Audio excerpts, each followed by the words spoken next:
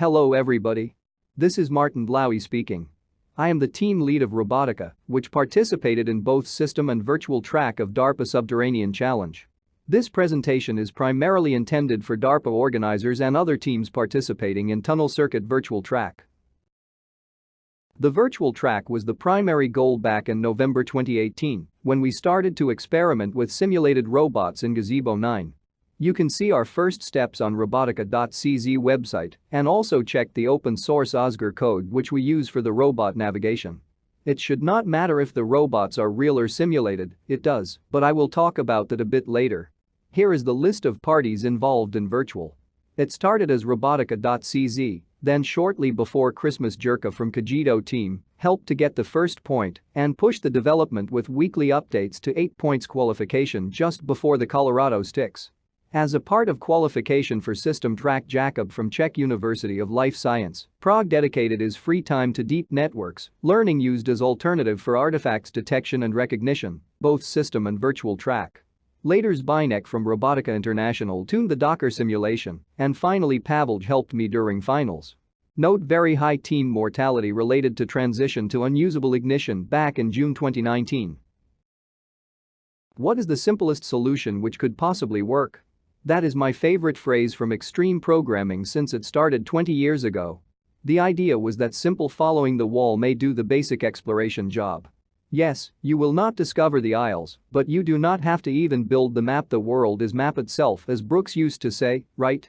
The robot returns back to staging area in order to overcome the communication problems.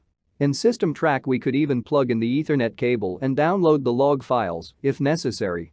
This simple approach may fail. First of all, we are mapping 3D world with 2D lidar, and thanks to control uncertainty robot can drive on a rock for example and see some other wall.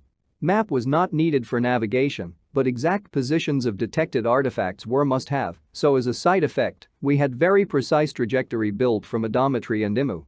The final code used fuzzy local planner which guided the robot in narrow tunnels, qualification scenario, and helped to optimize return home with skipping dead ends. It also helped to escape from potential 3D traps. Imagine you drive down to a room, and as you circulate you no longer see the entry due to the slope. 2 robots were used for left and right wall, extended to 4 for the finals as backup in case of the failure of the first pioneers. It is hard to talk about lessons learned when the competition is not over yet. I have to admit that my colleagues were right that virtual track is rather waste of time, unfortunately. The environment can be easily changed, and there are no real-world restrictions. In System Track you end up with usable autonomous robot, but what is the output in virtual track? I listed here some complaints on the way. I did not want to quit because we already invested a lot of time to it.